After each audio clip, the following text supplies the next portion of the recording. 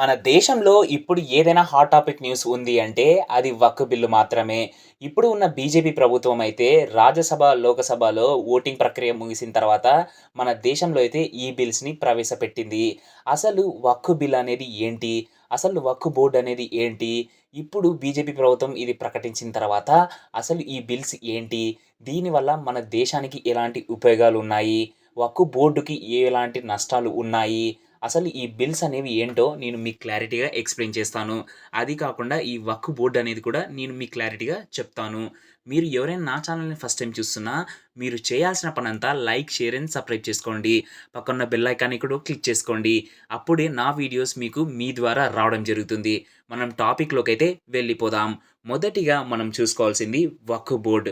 అసలు వక్ఫ్ బోర్డ్ అనేది ఏంటి? ఇది ఎప్పుడు స్టార్ట్ అయింది?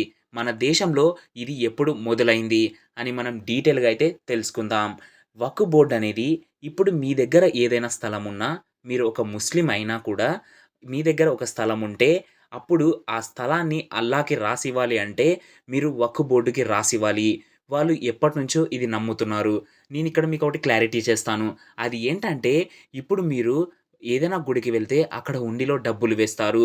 అదే విధంగానే వక్ఫ్ బోర్డ్‌కి ఈ విధంగా ముస్లిమ్స్ రాసివ్వడం జరుగుతుంది. ఒక్కసారి అది రాసించిన తర్వాత వాళ్ళు తీసుకోవడానికి కూడా ఉండదు. వాళ్ళు చనిపోయినా కూడా వాళ్ళకి అది ఇవ్వరు. అది టోటల్‌గా వక్ఫ్ ప్రాపర్టీ అయిపోతుంది. వాళ్ళు అప్పుడు ఆ డబ్బుతో ఏం చేస్తారు అంటే, అక్కడ ఉన్న మద్రసాలకి, మసీదులకి ఇవ్వడం జరుగుతుంది. సామాన్య ప్రజలు అంటే వేరే వాళ్ళు ఆ స్థలాలను కొనాలన్నా కూడా కొనలేరు. ఆ విధంగా ఉంటుంది వక్ఫ్ బోర్డ్ అనేది. ఇప్పుడు మనం డీటెయిల్‌గా ఏం తెలుసుకోవాలంటే, ఇప్పుడు వక్ఫ్ బిల్లులో ఏవేవి ప్రకటించారు ఇప్పుడున్న ప్రభుత్వం అని. మొదటిగా మనం తెలుసుకోవాల్సింది ఏదైనా ఉంది అంటే, ఇప్పుడు వక్ఫ్ బోర్డ్ అనేది మాది ఇది అంటే, ఇప్పుడు మా స్థలం ఇది అంటే, అది వాళ్ళకి రాసివ్వాల్సిందే. వాళ్ళకి ఆ విధంగా అయితే రూల్స్ ఉన్నాయి. సపోజ్ ఇప్పుడు ద్వారక మాదే.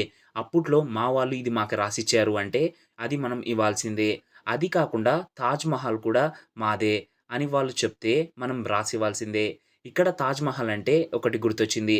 అది ఏంటంటే, ఇప్పుడు తాజ్‌మహల్‌కి వక్ఫ్ బోర్డ్‌కి ఏం సంబంధం అంటే, వక్ఫ్ బోర్డ్ మాదే అని క్లెయిమ్ చేసింది. ఇప్పుడున్న ప్రభుత్వం ఏం చెప్పింది అంటే, సరే ఇప్పుడు ఇది మీదే అంటున్నారు కదా! దానికి సంబంధించిన డాక్యుమెంట్స్ తీసుకురండి. దాంట్లో ఏదైనా ప్రూఫ్స్ ఉంటే తీసుకురండి. అప్పుడు మనం చెక్ చేసిన తర్వాత, అప్పుడు మీకు వక్ఫ్ బోర్డ్‌కే ఇది చెందుతుంది అని క్లారిటీగా అయితే చెప్పడం జరుగుతుంది ఇప్పుడున్న ప్రభుత్వం.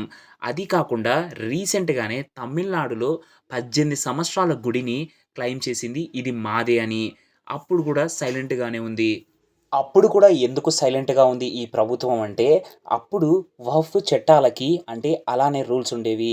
అప్పట్లో ఏ విధంగా చట్టాలున్నాయో వాళ్ళు ఆ విధంగానే చేసేవాళ్ళు. అలా కొన్ని వందల ఎకరాలు తమిళనాడులో వక్ఫ్ బోర్డ్‌కైతే రాసివ్వడం జరిగింది ఈ విధంగానే.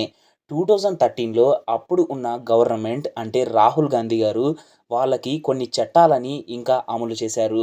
అంటే వాళ్ళు ఏ ప్లేస్‌నైనా కూడా వాళ్ళే అంటే వాళ్ళదే అంటే మనం అది ఇవ్వాల్సిందే అనక చట్టాన్ని అయితే తేవడం జరిగింది 2013లో. ఇప్పుడు ఉన్న బిల్స్‌లో ఆ విధంగా లేదు. ఇప్పుడున్న బిల్స్‌లో ఏ విధంగా ఉంది అంటే, మీరు ఏదైనా కూడా ఆ ప్రాపర్టీ మాది అంటే, వాళ్ళు దానికి సంబంధించిన ప్రూఫ్స్ కావచ్చు, దానికి సంబంధించిన డాక్యుమెంట్స్ కావచ్చు, అవి చూపిచ్చిన తర్వాత అయితే ఇవ్వడం జరుగుతుంది. ఈ విధంగా ఇంకొక బిల్లొచ్చేసి, మీరు ఎవరైనా అల్లాకి వక్ఫ్ బోర్డ్‌లో స్థలాన్ని రాసిస్తే, మీరు 5 ఇయర్స్ పాటు ముస్లింగానే అంటే ఆ రిలీజియన్‌లో ఉండేటట్లయితే అప్పుడే అది మీకు చెందుతుంది. అంటే వక్ఫ్ బోర్డ్‌కి చెందుతుందని ఈ కొత్త బిల్స్‌లో అయితే చెప్పడం జరిగింది. ఇప్పుడున్న బీజేపీ ప్రభుత్వం.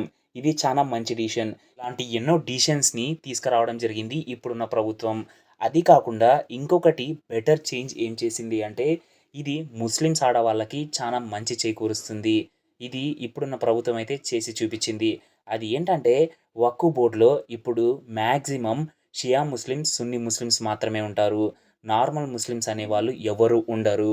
ఇప్పుడు వాళ్ళ దాంట్లో కూడా ఒక కొత్త రూల్‌ని అంటే ఇప్పుడు ఉన్న బిల్స్‌లోనే వాళ్ళకి ఒక కొత్త రూల్‌నైతే ఇవ్వడం జరిగింది. అది ఏంటంటే వక్ఫ్ బోర్డ్‌లో ఇప్పుడు ఆడవాళ్ళు కూడా కొనసాగాలి అని.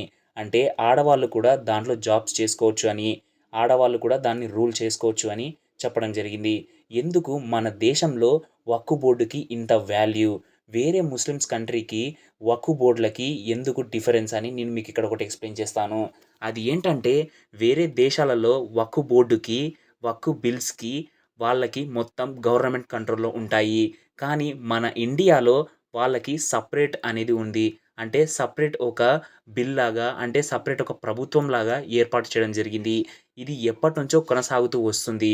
అప్పుడున్న ప్రభుత్వాలు ఇది చానా లేజీ జరగడం వల్ల ఈ విధంగా అయితే ఉండడం జరిగింది. ఇప్పుడు ఈ బిల్‌ని ప్రవేశపెట్టిన తర్వాత ఇప్పుడు వక్ఫ్ బోర్డ్ అనేది చానా డిఫరెన్స్ అయిపోయింది. ఇప్పుడు ఇది కరెక్ట్‌గానే పనిచేస్తుందని ఇప్పుడున్న ప్రభుత్వం భావిస్తుంది. అందుకే ఈ బిల్‌ని అయితే ప్రవేశపెట్టడం జరిగింది.